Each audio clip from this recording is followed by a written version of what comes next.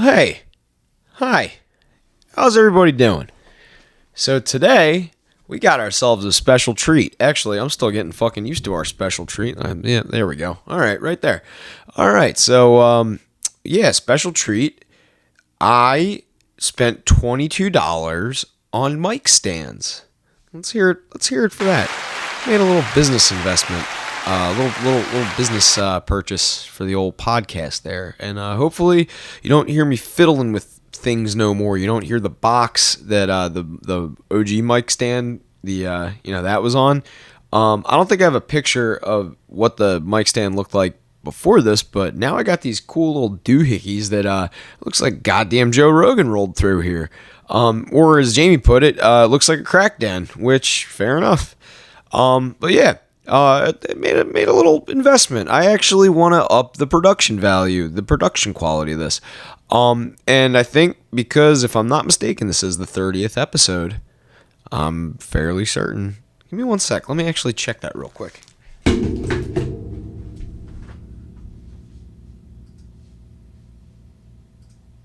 Huh. Let's see. Yeah. Sorry, I saw something baseball related and got really fucking excited. But no, yeah, this is the 30th episode. I wanted to do a movie that I am going into completely blind. There's a few things that I know about it, and it's just peripherally. But yeah. Let me start from square one, actually. So, I really don't like indie films. I'm not one of those dudes. Like, I love indie films. Don't get me wrong. Like, everybody fucking has a couple of indie films in their repertoire that they go to. Like, Wrist Cutters, fine movie. One of my favorites. Tom Waits, always a fucking legend. He's one of the most entertaining fucking people to ever fucking grace the good earth with acting. And frankly, he can be as fucking ornery and funny and shit as he wants. He's great. He's fan fucking tastic. But yeah. I don't know. Like indie films are just like sometimes they're just not fun. And like I've been kind of realizing that even though I've worked on a couple of films now, they're what you would consider to be indie films, I guess, for better or worse. In this, in my case, much worse. And my threshold for that, like bullshit of like just it being completely like full of itself and completely on the nose and not subtle, not very well done, doesn't tell a story.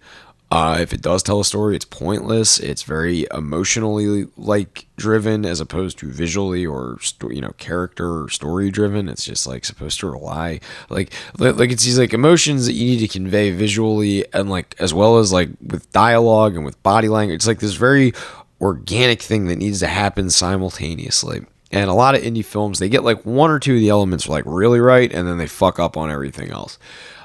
So I really don't go out of my way unless like I hear about an indie film that's getting some like really good buzz to like go and watch like as many as I can. But this film is a film that I heard about on a podcast.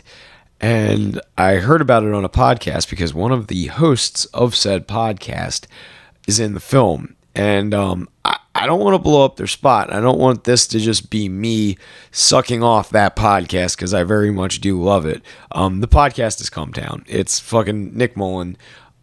I hate actors like as a fucking like acting as a profession is fine. Like you can be an actor, you can be whatever the fuck you want. Like you're more than welcome if you want to get up every day and play make believe and just like stay literate, stay moderately in shape, take up a bunch of bullshit causes to make yourself feel better because you know how nice you have it.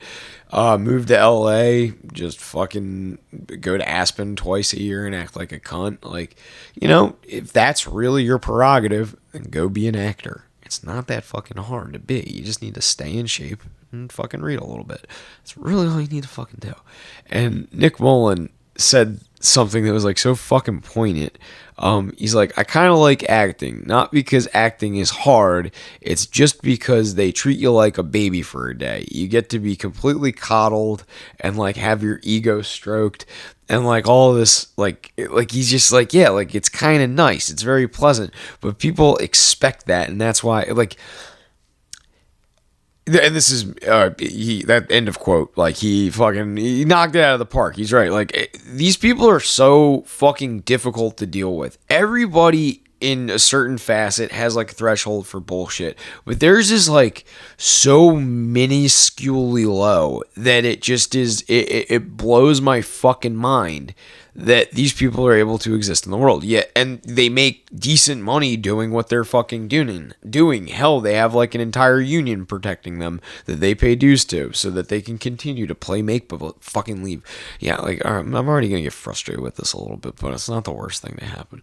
So anyway, I heard about on Cumtown that Nick Mullen was in this movie called Jungleland, and I don't think he outright named the movie, but they played the clip from the movie. But what's funnier is that Nick Mullen also ruined an IBM commercial, which was supposed to be a Super Bowl commercial. And yeah, the whole ad campaign got shut down because of him and because the fucking followers of his podcast are abhorrent. And that's fucking hilarious to me. I really fucking admire somebody that's fans are so dedicated they'd fucking ruin an IBM commercial just by enjoying the podcast. Fucking hilarious. I got nothing more to say about that.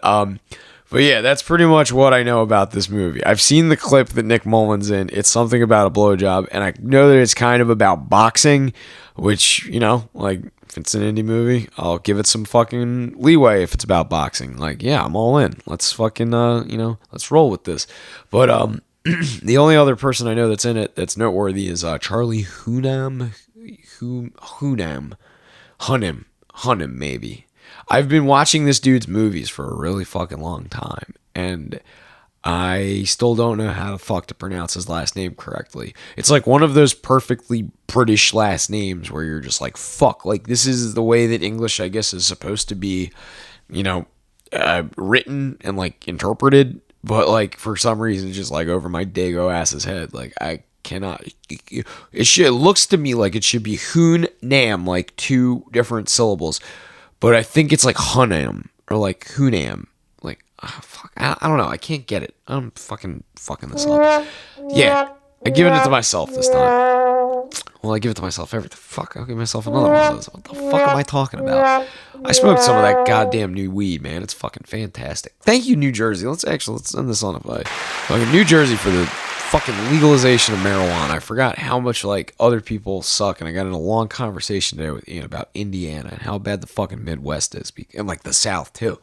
So fucking behind on the times. If I had the option of working on movies still, I probably would go back to Louisiana and at least like try to get in doing some movies. But the way it's looking, I think I'm just gonna stay here and keep doing podcasts, bitching about movies and talking about how dumb most of them are. But yeah, man. Where the fuck was I going with that? Motherfucker. Yeah, I'm having a rough time tonight. Oh, Jersey. Thank you, Jersey, for legalizing weed. You're one of the you and fucking living very close to Atlantic City and legalizing weed. Both of those things combined. Let's get the prostitution thing going. Let's legalize that down the road. We'll talk about that later. But yeah, maybe a little extra, a little some on the side for the fellas. How about that, Jersey? Let's get that going. Governor Murphy, make it fucking happen. Come on. Chop, bitch boy. But, yeah. Anyway, I just know that Charlie Hunnam is in this film. And I liked him in Green Street Hooligans. Green Street Hooligans is one of my favorite movies of all time. I think I'm going to try and watch that one next, or maybe in the near future, because I'm doing him in this movie. But yeah, I know that he's a pretty good actor. He's got wide range, does a good American accent. I don't mind him in things. And yeah, like I trust that this is like a competently made film. Yeah. That's it. I'm excited to see Nick Mullen's part, and I want to see a good film about boxing. So fingers crossed I get both of these. I paid $5 for it to buy it. So, $5 hopefully well spent. Oh, what the fuck else? I had something else to say about this movie, but I got 30 fucking seconds left. I don't know if I'm even going to fucking make it. All right. Yeah, without further ado, we're watching Jungle Land. Oh, I know what it was. I don't know who the fuck the director is for this movie. I've never heard of the fucking director of this movie. I looked him up. I haven't recognized any other shit he's done. So, this is going to be like really, really treading new water for me. All right, so without further ado, we're watching Jungle Land. Yeah, there we go. All right, Jungle Land. I'm going to give this movie a firm 5. It hits some marks, but it underperforms in a lot of ways. And I applaud its effort. It was one of those films where it took some risks, and I mean, not very pressing risks, but it did in fact give it a shot. Didn't really pay off, but it tried, and I applaud anything that tries.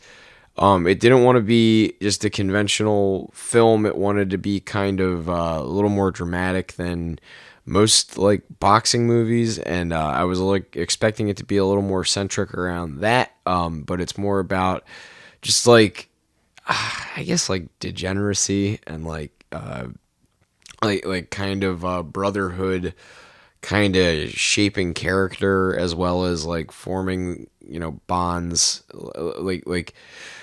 Okay, so let's start with the positives. The story does accomplish a lot of really, really cool things with like, how far someone's willing to go and like how much bullshit someone's willing to endure because of like them being your family. And I think that's a very interesting subject to try and tackle, especially for like an indie film, because it's like a very complex thing. And it very, very much delivers. It conveys that message in a way that is it's very forthright, but not in a way where it's bad or it's like too much on the nose. It's like, yeah, we all have family members that are shitheads, and you sometimes get stuck in situations with them where you're like, yo, why the fuck did I agree to do any of this? And like, are they actually looking out for my best interest, or are they just, using me because they know I don't have any like other choice? It definitely gets that across, and it does a very good job. That's where the movie really does excel. That's probably its strongest suit, is like at least the characters are well fleshed out. I wouldn't say they're the best. I wouldn't say that they're like the most like highly performed characters. In fact, I would argue that Charlie Hunnam is a little bit of an overactor in this. He tries very hard to be like this charismatic scumbag dude, but it just kind of like falls flat in many ways. And I don't know if that's like maybe he's just kind of hamming it because he doesn't understand the character he's going for, or if there like actually is like that was the way the character was written, and you're like, and it just is like delivered kind of like a little on the nose for that. But yeah, he's like this charismatic scumbag, which is like fine. He's a boxing promoter, his brother's coach or whatever. And they're not allowed to do licensed boxing anymore because he got caught bribing a ref.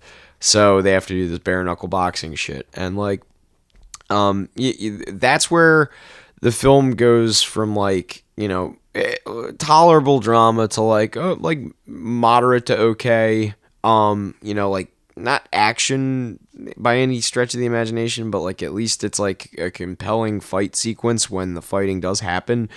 And I noticed something that one thing I did savor is I think because they shot this on a budget, they used a lot of like actual location, like on location shots. Like there's these very well done scenic shots with low lighting and high backlight. Like so there's 3 kinds of lighting. There's key, fill, and back. They've just completely, for most of this movie, ignored the key lighting, save like a couple of instances, like when they're at the diner, when they're, pretty much like when they're in broad daylight, obviously, but like, there's like some sparse use of it. But there's a lot of them just like completely ignoring key lighting and using like very heavy backlighting and like a low fill lighting, which I think is an interesting aesthetic choice to use for an indie film, because it does kind of make this like it gets the point across as like muddled, which is absolutely what they're going for. Like, you're supposed to be kind of confused as the viewer as to like what's going on for the bulk of this movie. It turns out that the chick that they're human trafficking is a surrogate, Sky or whatever, but it's just a very like it was an interesting choice to take, and I liked it. I liked that it paid off. It was very well done. It doesn't look student filmy. It's like it kind of looks like they made the best with what they had available. And obviously there are like a lot of sets in this. Clearly like there's a lot of sets, but there's they have a budget, and it looks like they maximized that to get like the actor they felt was best fit for the roles, and kind of instead neglected the set design in lieu of actual fabricated sets. They just kind of like used what they could: storefronts, hotel lobbies, hotel bars, hotel like stuff that was available, like schools, things that they probably were able to like get for like a day or two on the cheap, and like not really have too much to worry about budget wise.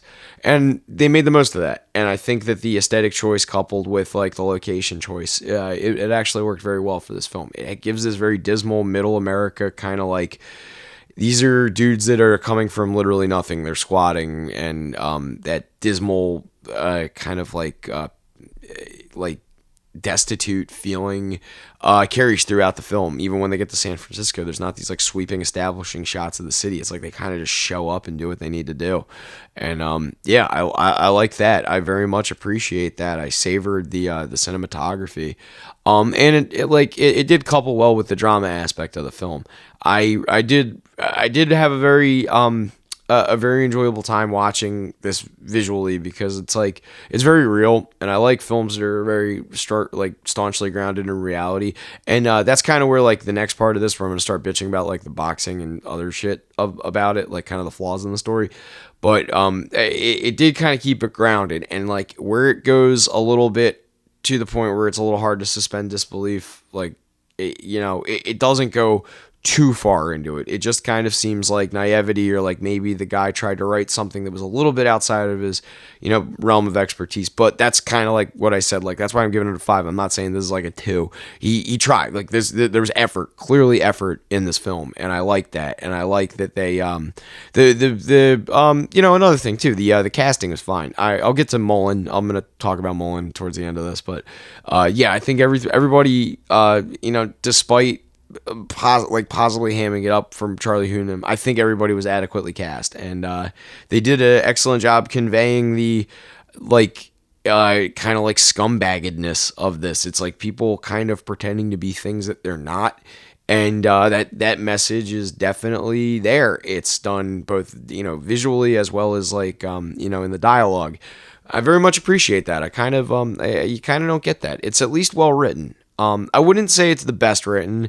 It's not the best written film I've seen, this year, let alone in a while, but like it at least made the effort to not just be like some cliche, like, you're my brother, I'll do anything for you. It's just like them screaming at each other and like fucking getting like irrationally angry. And I kind of like that. I mean, it's a little contrived at points, but like, well, it's a movie. It's meant to be. So, let's get into the bad. The glaring thing that I didn't like about this film is that it ran out of steam pretty quickly. The fighting is obviously the most like centric point of the film, and there's not enough of it, but it did that thing again that like all people are doing right now in filmmaking, and I do not understand it. And I understand that film is to a certain extent a performance art. It's something that's supposed to be taken in the same way that you would take in like music or theater, any of these things. It's performance. But like this is like they're stopping the movie at one point. Like they're squatters, so they're living in their house, and then obviously, or like squatting in this house, and then they get thrust into a situation where Charlie Hunnam places a bunk bed on his brother, and his brother throws the fight. But because they throw the fight, give me 1 second. Got a little brain juice in me. But yeah, because the brother throws the fight. Sorry about that. These springs are a little resonant. The brother because he throws the fight. They get like put into this situation where they have to like traffic this girl, and on the way they have to go and fight in this bare knuckle boxing competition, and like understandable, but then like throughout the film, it kind of like the boxing aspect dwindles, the kind of relationship budding between the guy Lion and the girl Sky is like supposed to kind of be blossoming, even though like she's just as not trustworthy, if not more like volatile than Charlie Hunnam's character, and like now Lion's like trusting her, which is like whatever. The guy's a boxer, he gets hit in the face for a living. Like I'm sure he's not exactly the brightest person, but like they just like pause the movie in the middle so that they can like have this number where they like are in the set of a school play and they're dancing, and like it's juxtaposed with like Charlie Hunnam like making them dinner. It's very jarring and disconnected from the movie, and like there's a couple of parts like that throughout. Like I would say the dinner sequence, even though it is like exposition, the sequence where they have the meal with her family, the it's like it's jarring, but like it does kind of accomplish something, but it just seems like semi disconnected from like what the rest of the film is trying to accomplish. And I don't mind it, but it just is like it's one of those like like you could have summed this up in like a minute and just like been done with it. Like I don't mind a shorter movie if it means that it's like saving you some like student film bullshit where you're just gonna like let things linger that don't need to. Like there's a reason Stanley Kubrick did everything the way he did. He was very good with like the symmetry, and he could get away with doing what he did because he was great at it. But like this, it's like everybody's trying to just copy his style in some ways, and like or like ham up the performance aspect of it to a detriment. And like honestly, that's what that came across as to me. But that being said, it does make when they're more grounded, like the blow up that happens in the diner, that does kind of feel like a performance thing. When they're arguing about the like having to fight to get the car back, that like it all kind of feels like performancy, but it's grounded enough where you're like, okay, this doesn't feel disconnected. Just the play sequence just threw me for a fucking loop, and it was just so stuck out like a sore thumb. But that's a gripe. I want to talk about the boxing aspect. All right, so there's licensed boxing is basically you go and you fight like in a ring, and it's ranked to a certain extent. If not, like you're trying to get onto higher circuits, so you need to acquire a bunch of like amateur boxing bouts and then go up. So what this is implying is that this guy was a good boxer at some point, the Lion character, and his brother was his trainer, and that during a bout where he was getting ranked, he tried to bribe a ref to, I guess, help them, and they get banned from boxing, which is understandable. But if I'm not mistaken, like if he was really that like much of a prospect, there would have been other people in his camp that would have been able to kind of like insulate him from his brother. You've seen this a lot in actual boxing, and I think that's a little bit far-fetched, especially like when this seems like a modern film. It does seem a little dated, like it's supposed to be like maybe the mid 2000s, a little earlier, but like the I don't know, it could be modern times. It's a little like confusing in that aspect too. It does kind of seem like a like it could be like mid to late 2000s, but it's probably set now. Just that's how bad the Midwest looks right now, and these characters are supposed to look. I don't know, maybe I don't fucking know. But yeah, like fuck, like I can't get over that. Like he would have had like other people to kind of keep him distant from that, and like you get there, people are like so starved for attention and like staying relevant right now that like everybody and their mother's taking fights. Like boxers I haven't heard of in years. Badu Jack like came out. He keeps every time Logan Paul's fighting, like he fights, and then he's been fighting besides that too. I haven't heard of that guy in like 10 years. But yeah, fucking anyway, like they just I feel like that's a little unbelievable. I also feel like if you're gonna do an unsanctioned boxing match, you're not gonna put out advertising for it, like the way that they kind of did, where it's just like a Facebook post or like something that's emailed to you. Like no wonder the cops show up at the end. Like of course it's like yeah, like duh.